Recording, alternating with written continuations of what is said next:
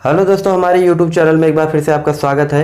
कक्षा 10 के चैप्टर 1 वास्तविक संख्या पर हम बात कर रहे हैं। तो आपका जो है पार्ट 2 में कुछ पॉइंट्स छूट गया था संख्या पर, तो हम देखेंगे यहाँ पे। पहला आपका दिया है 2 एक सम अभाज्य संख्या है। जी हाँ, 2 एक सम अभाज्य संख्या है। आपको पहले बता चुके हैं, सम का मतलब आपका होता है जो संख्या 2 से विभाजित हो जाए, अभाज्य का मतलब होता है आपका जो विभाजित ना हो। तो ये आपका 2 से विभाजित हो जाएगी और जो है यह किसी संख्या से विभाजित नहीं होगी, इसलिए इसको अभाज्य कहा गया, और 2 से विभाजित हो जाएगी इसलिए इसको भाज्य कहा गया। तो यह एक सम अभाज्य संख्या है। दूसरा है हमारा 2 सबसे छोटी अभाज्य संख्या है। जी हाँ, 2 सबसे छोटी अभाज्य संख्या है। इससे छोटी कोई अभाज्य संख्या नहीं है। अभाज्य का मतलब आप पहले से जानते हैं कि जिसका कोई भाज्य ना हो। तीसरा देखेंगे हम। तीसरा हमारा है संख्या 1 न तो भाज्य है न तो अभाज्य है। जी हाँ, न तो भाज्य में आता है न तो अभाज्य में। ये आपका विषम में आता है।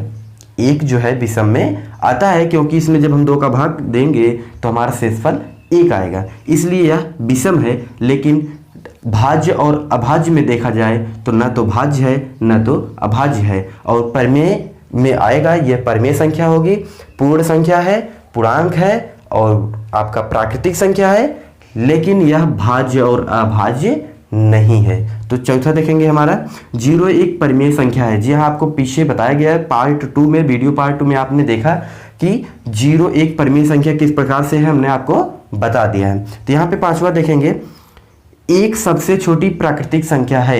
एक सबसे छोटी प्राकृतिक संख्या है क्योंकि प्राकृतिक संख्या स्टार्ट आपका जो है शुरू कहाँ से होती है, 1 से होती है। तो 1 के बाद हम बढ़ते जाते हैं, 1 2 3 4 5 इसी प्रकार से हम अनंत तक जाते हैं। तो आपका स्टार्ट जो है 1 से होता है, इसीलिए आपका सबसे छोटा जो है प्राकृतिक संख्या क्या माना गया, 1। तो आपका सबसे छोटी प्राकृतिक संख्या 1 है। तो यहाँ पे छठवां देखेंगे 0 सबसे छोटी पूर्ण संख्या है। जी हाँ, 0 सबसे छोटी पूर्ण संख्या है।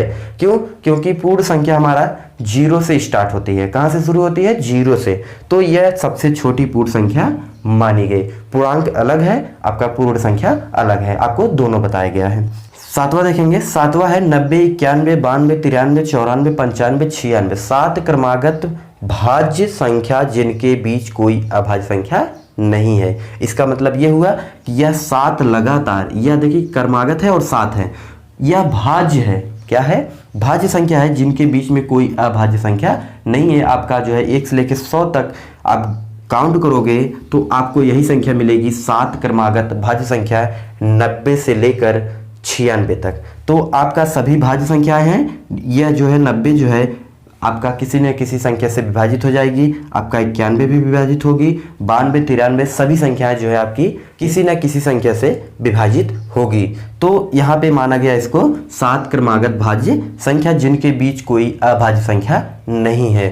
तो ये आपका संख्या में कुछ पॉइंट्स छूट गए थे तो हमने आपको बता दिया। अब हम चर्चा करेंगे गुणनखंड फैक्टराइजेशन पर। तो चलिए देखते हैं यहाँ पे गुणनखंड क्या होता है। तो यहाँ पे हम देखेंगे गुणनखंड फैक्टराइजेशन। गुणनखंड का मतलब होता है गुणन, गुणन का मतलब गुणा, खंड का मतलब खंड, टुकड़ा। तो गुणों के माध्यम से जो हम खंडित करते हैं उन्हें हम कहते हैं गुणनखंड। जैसे हमने यहाँ पे लिख दिया 5, यहाँ पे हमने लिखा 5। अब इसका गुणनखंड करना है। क्या करना है? गुणनखंड। गुणों के माध्यम से इसको 2 खंडों में करना है, 3 खंडों में, 4 खंडों में।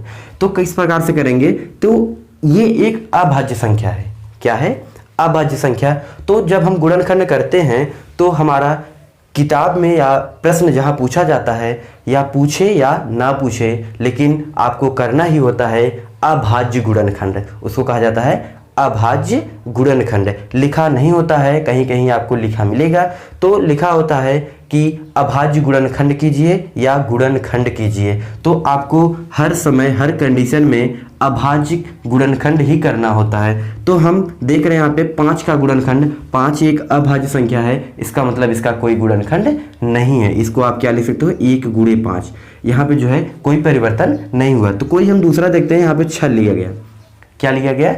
6। अब कहा गया है इसका गुणनखंड कीजिए, गुणों के माध्यम से 2 खंडों में 3 खंडों में इसको खंडित कर दीजिए।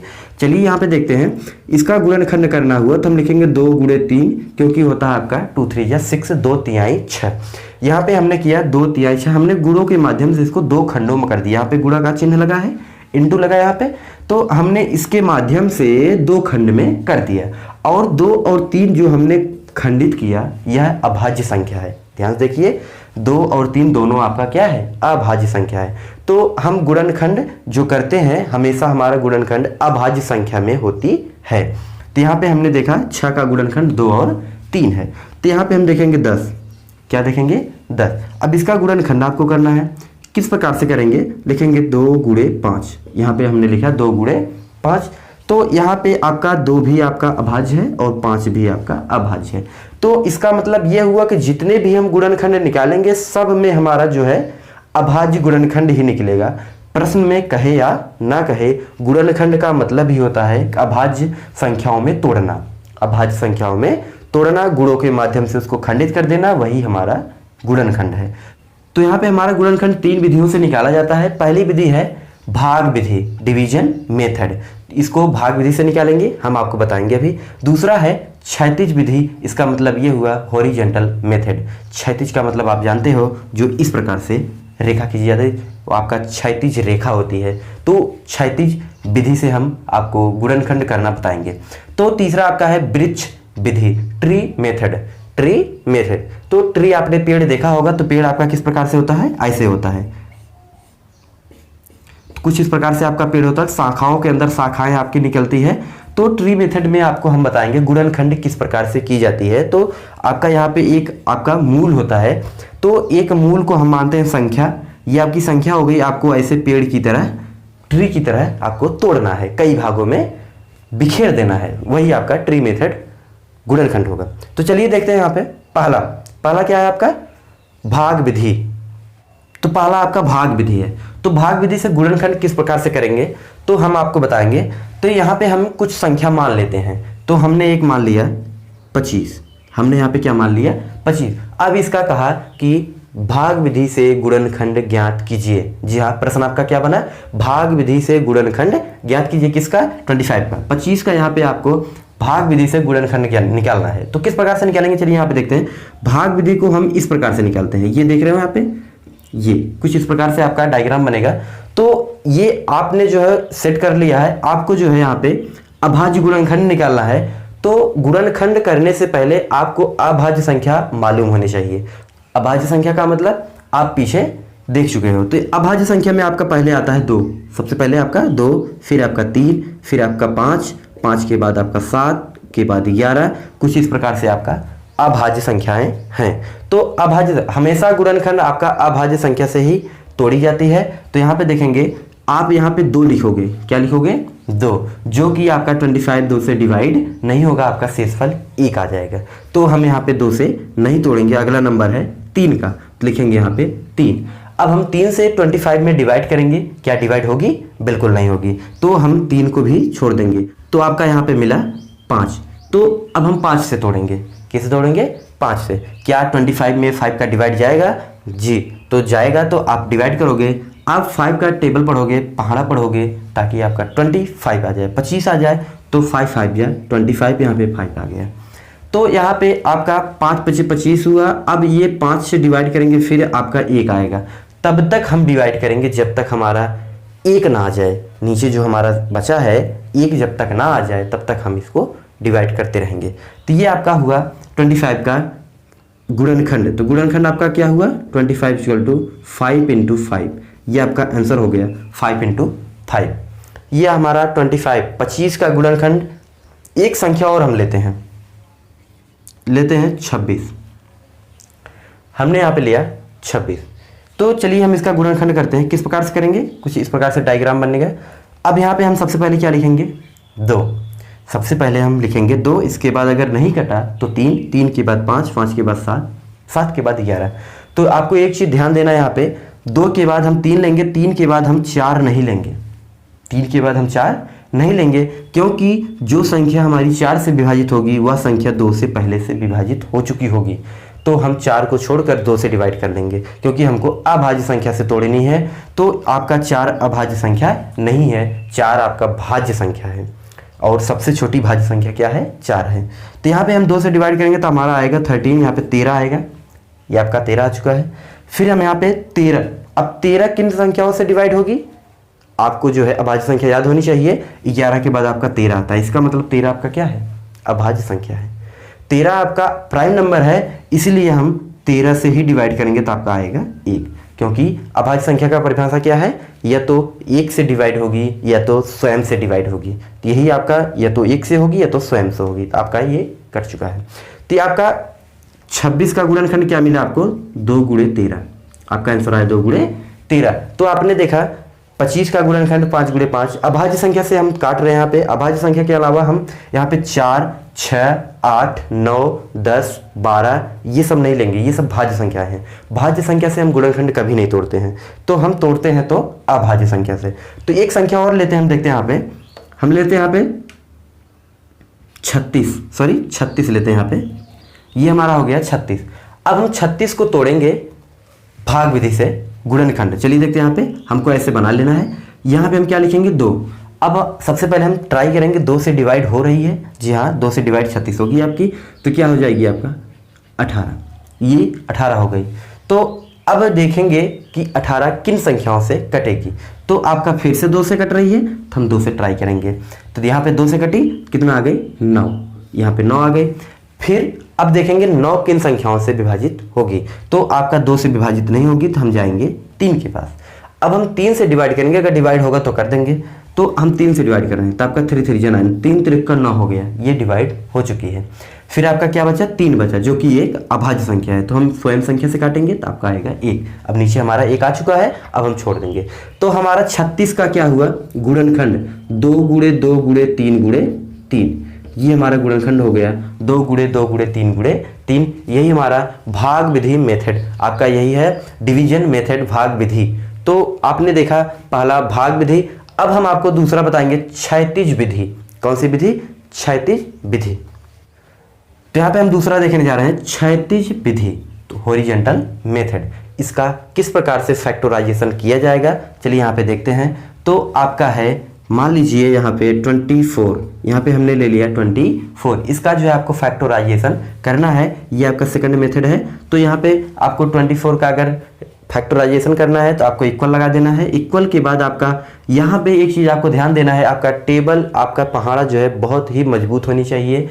तो आप कर सकते हो, नहीं तो नहीं कर सकते। यहाँ पे टोटल आपका माइंड्स के ऊपर डिपेंड है, ये जो आपका क्षैतिज विधि है हॉरिजॉन्टल मेथड, आपका टोटल पहाड़ा जो आपका टेबल होता है उसी के ऊपर डिपेंड है। तो यहाँ पे लिखा गया 24। अब 24 में हम 2 का डिवाइड करेंगे तो हमारा कितना आएगा, 12 आएगा। हमको 12 नहीं लिखना है, आप यहाँ लिख सकते हो। तो आपका 2 से डिवाइड किया गया, 12 आ गया। फिर हम इसमें 2 का डिवाइड करेंगे तो हमारा कितना आएगा, 6 आएगा। कितना आएगा, 6। फिर हम इसमें 2 का डिवाइड करेंगे तो हमारा कितना आएगा, 3 आएगा। हमारा कितना बचा, 3। तो ये आपका 3 क्या है, अभाज्य संख्या, प्राइम नंबर है, तो यहाँ लिखेंगे 3। ये आपका हो चुका है 24 का फैक्टराइजेशन। यहाँ पे हमने देखा ये आपका हॉरिजॉन्टल मेथड है। तो आपका हॉरिजॉन्टल मेथड में आपको फैक्टराइजेशन किया गया है 24 का। तो 24 का फैक्टराइजेशन आपका क्या है, 2 × 2 × 2 × 3, ये आपका आंसर हो गया। एक और देखते हैं, यहाँ पे हम यहाँ पे ले लेते हैं 90 ले लेते हैं। क्या ले लेते हैं, 90। अब इसका जो है हॉरिजॉन्टल मेथड में आपको फैक्टराइजेशन करना है। तो चलिए देखते हैं। यहाँ पे आपका हमने पहले बताया कि टेबल आपकी मजबूत होनी चाहिए। अगर टेबल आपका पुअर हुआ तो आप नहीं लगा सकते हो। तो यहाँ पे हमने लिखा 90। अब 90 में हम 2 का डिवाइड करेंगे। 90 में क्या करेंगे, 2 का डिवाइड, तो हमारा कितना आएगा, 45। कितना आएगा, 45। अब इनमें हम 2 का डिवाइड नहीं कर सकते हैं। यहाँ पे देख रहे हो 45 है, 45 में हम 2 का डिवाइड नहीं कर सकते क्योंकि डिवाइड आपकी नहीं होगी। तो हम 3 का डिवाइड करेंगे। कितने का, 3 का डिवाइड करेंगे तो यहाँ पे लिखेंगे 3, आपका आ गया 15। कितना आ गया, 15 आया। फिर हम इसमें 3 का डिवाइड करेंगे तो हमारा आएगा 5, तो यहाँ लिखेंगे × 3। अब यहाँ पे हमारा 5 बचा, जिससे हम डिवाइड करेंगे वहीं यहाँ पे लिखेंगे। अब हमारा जो बचा रिमाइंडर 5 बचा। 5 आपका प्राइम नंबर है तो यहाँ लिख देंगे। जब तक आपका प्राइम नंबर ना आ जाए तब तक हम इसको डिवाइड करते रहेंगे। तो यहाँ पे हमने डिवाइड किया और आपका अंत में 5 आपका प्राइम नंबर आया, इसलिए हमने 5 को भी लिख दिया। ये आपका डिवीजन यहाँ पे आपका हॉरिजेंटल मेथड है। तो हमने 90 का फैक्टराइजेशन किया 2 × 3 × 3 × 5, ये आपका आंसर हो गया। फिर एक और हम देखते हैं, यहाँ पे ले लेते हैं 125, यहाँ पे लिए हम 125। अब आपको क्या करना है इसका फैक्टराइजेशन, कौन सी विधि से, क्षैतिज विधि। चलिए देखते हैं यहाँ पे। अब 125 लिखा गया, 125 में हम 2 का भाग करेंगे तो हमारा भाग नहीं जाएगा। इसको कैसे पहचानते हैं, क्योंकि अंत में आपका सम संख्या नहीं है इसलिए 2 से विभाजित नहीं होगी। चलिए 2 से नहीं हुआ, 3 से ट्राई करेंगे, 3 से आपकी विभाजित नहीं होगी तो 4 से हम काटते नहीं हैं, तो 5 आपका नंबर आया। क्या आया 5। अब 125 में हम 5 का भाग करेंगे तो हमारा कितना बचेगा 25 बचेगा। तो लिखेंगे 5 × यहाँ पे हमने 5 का भाग 25 में किया, सॉरी 125 में किया। हमने यहाँ पे 5 का भाग 125 में किया तो हमारा बचा 25। अब 25 में फिर से हम 5 का भाग करेंगे, कितने का 5 में, तो हमारा बचेगा 5।